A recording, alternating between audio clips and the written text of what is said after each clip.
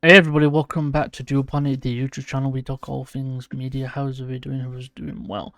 And as always, I'm joined by my fellow co-host, Azteral. Hello, everybody. And today we are going to be reviewing episode 4, 4. Episode 4 gloves off. of Daredevil Born Again, Gloves Off. What an action-packed episode it was. But we'll do his little breakdown, and then we'll get into what we think about it. Oh yeah, there's quite a bit to go on this time. Dexter's back, Mr. Poindexter, Mr. Bullseye. He's back. He's living a somewhat normal life, it appears, in Hell's Kitchen. He's feeding cats, making eggs, going to diners, murdering anti-vigilante task force agent. The standard. He uses a lobster claw as a weapon, which is a terrifying thought. We see a little bit of the aftermath of last week's episodes, where obviously Matt and Karen and little Ayala all broke out. People from the anti-vigilante task force HQ area near the docks. Jack DeCane, it appears, is not sticking around. He's apparently leaving, but has given Matt, aka Daredevil, full access to his vast wealth, by the sounds of it. There's a little bit of subterfuge going on. Young Ayala gets a little pep talk from Matt, who is wanting her to know that she has to live up to the legacy of the White Tiger. Also, she's delivering some important testimonials to BB Urchin. What else we got? Oh yeah, Fisk is fighting. Bullseye knows about it. Matt figures it out along with Karen. Matt goes to find Bullseye, and so he dons a anti-vigilante task force outfit. Locates him. They have a mini fight.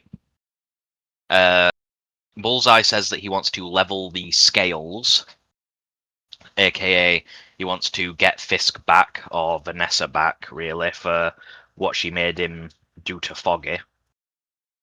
Then we have Vanessa meeting with the governor.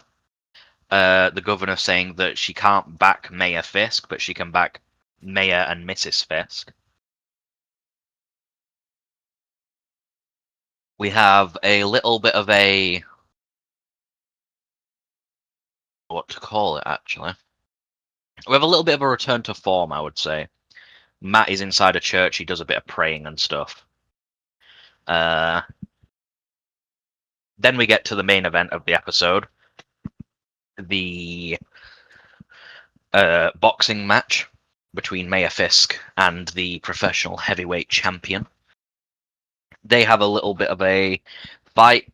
Vanessa turns up in the middle of it. Fisk loses a bit of control because he takes a punch. And then Poindexter arrives, and shit goes through the roof.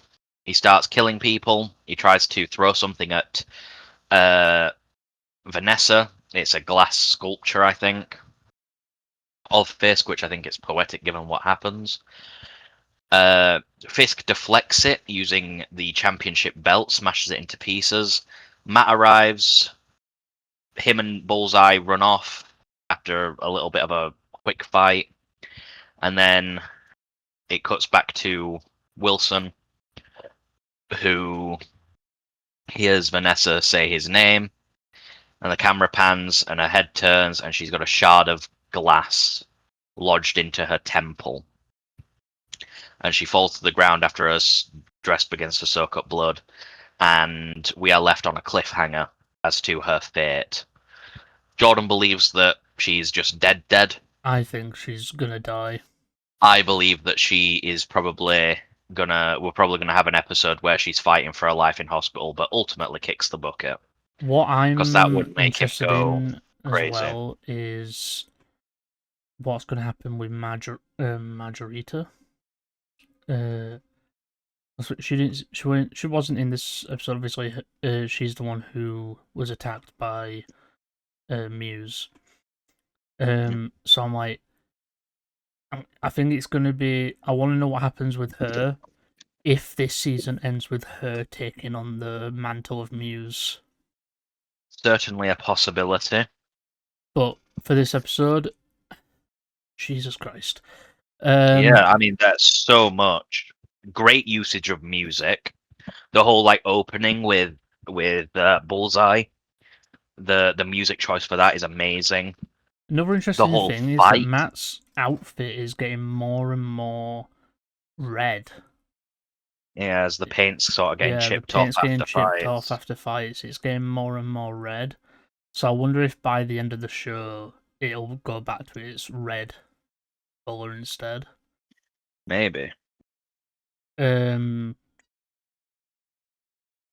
we do get a Punisher name drop in this one as well. yeah, we do get Punisher name drop.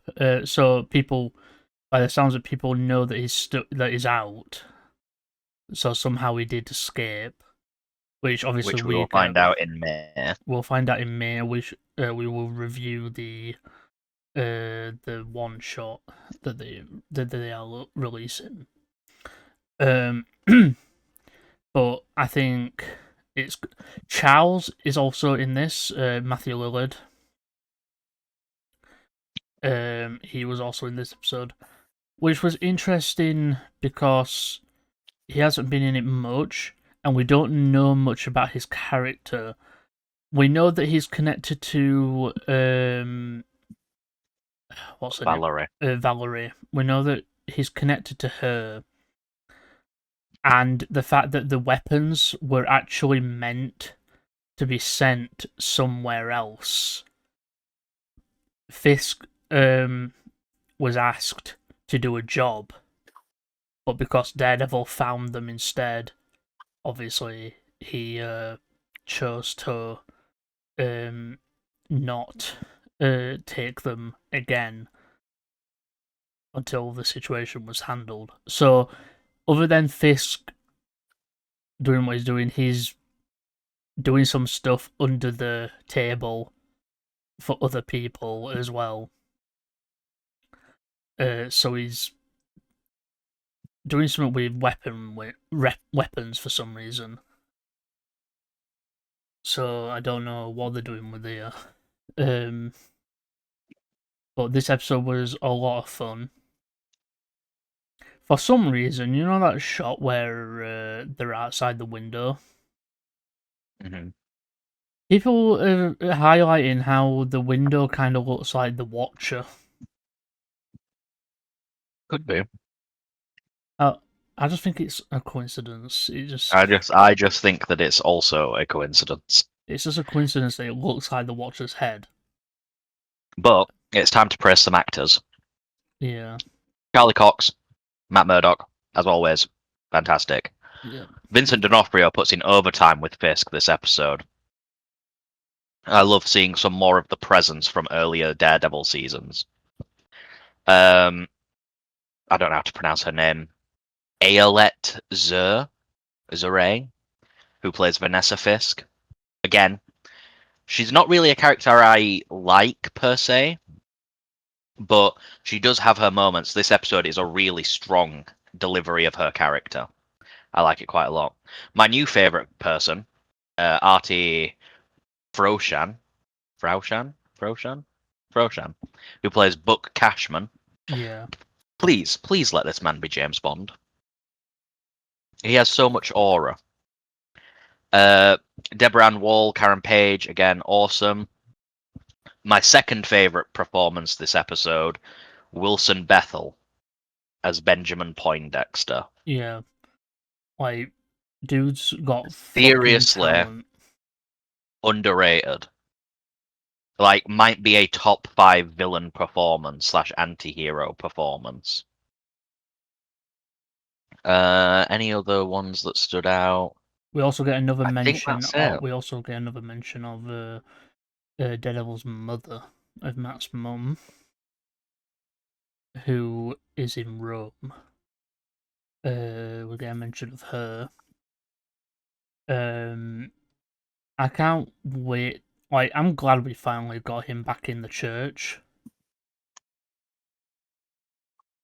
I think he's having a struggle with faith at the minute. It has been missing the religious aspect of like early Daredevil. But then again, he is on the run as both Daredevil and Matt. But yeah, But we'll see what happens. I think probably one of the best episodes of Marvel television in a long time. Very. Like, there's not much I can say was wrong with it.